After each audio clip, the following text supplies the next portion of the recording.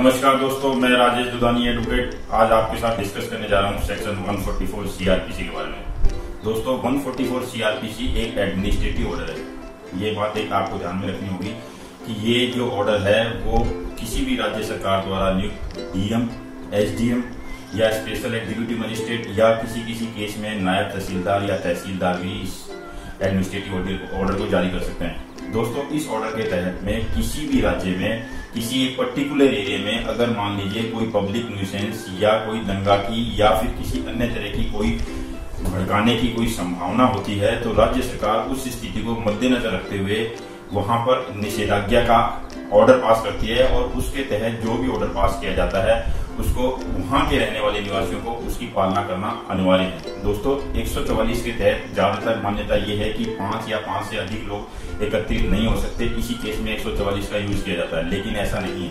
दोस्तों 144 को यूज करने के लिए कोई भी, जैसे कि मान लीजिए पूजा वगैरह के टाइम में पीओपी से निर्मित जो मूर्तियां होती है उनको बनाने के लिए निषेध किया जाता है, यानी उनके ऊपर रिस्ट्रिक्शन लगाया जाता है। तो दोस्तों इस तरह के ऑर्डर जो होते हैं वो भी 144 धारा के अंतर्गत ही किए जाते हैं। उसी तरह से जैसे अभी पिछले दिनों रिसेंटली जम्मू एंड कश्मीर में इंटरनेट सेवाएं भी बंद कर दी गई थी। तो दोस्तों इंटरनेट सेवाएं जो बंद की जाती है वो भी धारा 144 के तहत ही ऑर्डर जारी किए जाते हैं, जबकि उसको बंद करना होता है। उसी तरह से दोस्तों जैसे चाइनीज मांझा है, जिससे ये कई बार देखने को मिलता है कि जानवर पक्षियों की ओर की जो है इसमें फंस के मृत्यु हो जाती है, तो उस कंडीशन में चाइनीज मांझे को भी बैन किया जाता है। तो इस तरह के जो भी ऑर्डर होते हैं वो धारा 144 के तहत किए जाते हैं।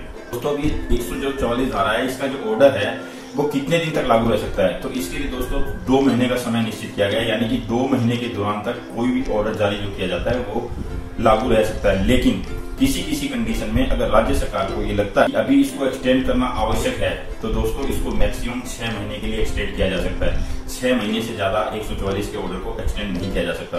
दोस्तों इसमें एक लोगों का कंफ्यूजन और भी रहता है कि 144 क्या कर्फ्यू के अंतर्गत भी आता है, तो ऐसा नहीं है दोस्तों। 144 का जो ऑर्डर है उसमें कर्फ्यू का कोई लेना देना नहीं होता, यानी कि उसमें कर्फ्यू नहीं लगता है। कर्फ्यू के लिए अलग से स्थिति को भांपते हुए अगर बहुत ही अलग सीरियस मैटर होता है जहां पे काफी दंगे और भड़कने की संभावना होती है वहां पे अलग से ऑर्डर पास किया जाता है। 144 में वो ऑर्डर पास नहीं होता। दोस्तों इसका एक लैंडमार्क जजमेंट है परवीन भाई Togadia versus state of Karnataka. उसमें ऑनरेबल सुप्रीम कोर्ट ने एक बहुत ही अच्छा जजमेंट पास किया था और उसमें ये कहा गया था कि कोई भी जो ऑर्डर है 144 के तहत में उसमें किसी भी तरह की राजनीति नहीं होनी चाहिए, यानी कि वो किसी भी तरह से राजनीतिक उद्देश्य की पूर्ति के लिए जारी ना किया जाए। सिर्फ और सिर्फ स्थिति को मद्देनजर रखते हुए अगर जरूरत हो, जहां पे दंगे भड़कने की आशंका हो या किसी तरह की पब्लिक न्यूसेंस हो तो ही जारी किया जा सकता है। दोस्तों 144 जैसे कि इस समय जो कोरोना वायरस का पीरियड चल रहा है उसमें भी कई जगह पे पब्लिक न्यूसेंस को कंट्रोल करने के लिए भी 144 लगाई जा रही है। तो इस तरह से 144 का जो सेक्शन है वो निषेधाज्ञा का सेक्शन है। उसमें राज्य सरकार को पावर होती है, वो किसी भी तरह का जुडिशियल व क्वासी जुडिशियल ऑर्डर नहीं माना जाता, ये सिर्फ और सिर्फ एडमिनिस्ट्रेटिव ऑर्डर माना जाता है। दोस्तों इस ऑर्डर को अगर किसी व्यक्ति को चैलेंज करना होता है तो फिर वो सेशंस कोर्ट या फिर हाई कोर्ट में चैलेंज कर सकता है। इसके अलावा ये ऑर्डर चैलेंज नहीं होता। अगर जरूरत होती है तो ये ऑर्डर एक्स पार्टी भी जारी किया जा सकता है अर्जेंसी को देखते हुए।